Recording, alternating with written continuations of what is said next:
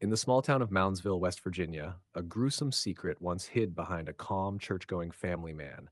Harry Powers was a man no one would suspect to be capable of such unspeakable acts. He attended church, chatted politely with neighbors, and carried himself like a gentle, trustworthy figure. But beneath that harmless exterior, he was quietly building one of the most horrifying crime sprees the state had ever seen. Harry Powers, born Herman Drenth, arrived in West Virginia in the late 1920s. To most of Moundsville, he was just another quiet newcomer.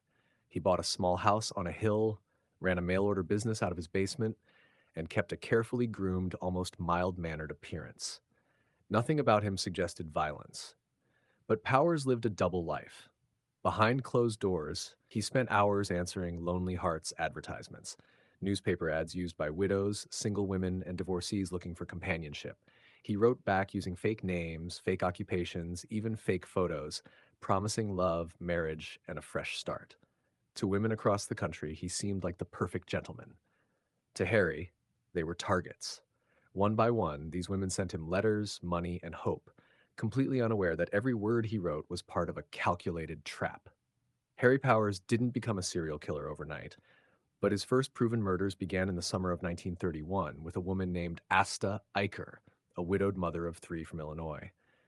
Investigators would later piece together how it unfolded, but only after Powers made mistakes he couldn't hide. Asta had been corresponding with him through a Lonely Hearts ad.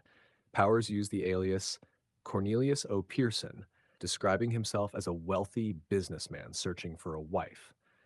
Letters between them survived, revealing Asta slowly letting her guard down, convinced she was finally meeting a man who could provide stability. In June of 1931, she traveled to meet him. Her neighbors were the last to see her alive. A few days later, her children, Greth, Harry, and Annabelle, received a letter saying she was safe, happy, and wanted them to join her immediately. But investigators would later prove something chilling. The handwriting wasn't Asta's, it was Harry Powers. Believing their mother was waiting, the children boarded a train to West Virginia. All three vanished the moment they arrived. For weeks, no one knew what had happened. Powers continued living his normal routine, shopping in town, attending church, greeting neighbors with a friendly nod. But inside a hidden chamber beneath his garage, later called the Murder Dungeon, he had already carried out a gruesome sequence of killings. When police finally searched Powers' property, they uncovered clothing belonging to the Eicher children, jewelry and keepsakes from Asta, blood-stained ropes and chains, and in a shallow grave, the decomposed bodies of Asta and all three of her children. These remains confirmed Asta Eicher and her children as Powers' first known victims, the beginning of a killing spree that shocked the entire country. But before investigators ever discovered the gruesome scene beneath his garage, Harry Powers had already found his next victim. Her name was Dorothy Lemke, a 50-year-old woman from Massachusetts searching for companionship after years of loneliness. Just like Asta, Dorothy responded to one of Powers' carefully crafted Lonely Hearts letters, this time written under another alias he used frequently, Charles E. Rogers. To Dorothy, he presented himself as a kind-hearted, financially stable man ready to settle down. He wrote her thoughtful, romantic letters. He promised marriage. He told her he had already prepared a home for them. And Dorothy believed every word. In August of 1931, she left her hometown and boarded a train toward West Virginia. She told friends she was finally meeting the man she hoped to marry, a man who, she said, made her feel understood for the first time in years. When she arrived, Powers wasted no time. He escorted her to his house in Moundsville, helped her carry her luggage inside, and from that moment forward, Dorothy Lemke was never seen alive again. Investigators later uncovered disturbing details about what happened next. In the same underground chamber where he killed Asta and her children, Powers used ropes, chains, and a crude gallows-like device to restrain Dorothy. Evidence suggested she struggled far more violently than his earlier victims, and it appeared Powers grew increasingly brutal because of it. In the pit behind the chamber, police found the final piece of proof.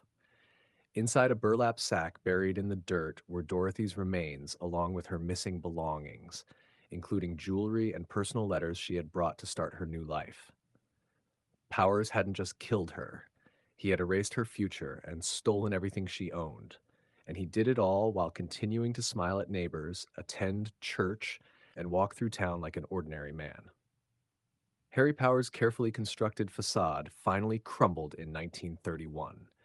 Following the trail of letters and disappearances, authorities arrested him quietly in Moundsville. Despite the weight of the evidence, he maintained a calm, almost polite demeanor, answering questions as though he were merely helping the investigation along. The trial that followed was a sensation.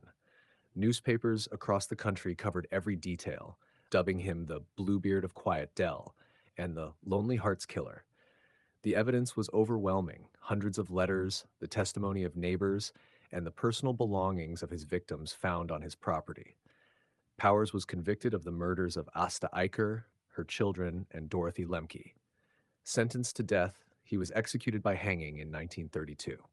The small town of Moundsville, once charmed by his polite manners and church attendance, would never forget the horrors that had been committed in their midst.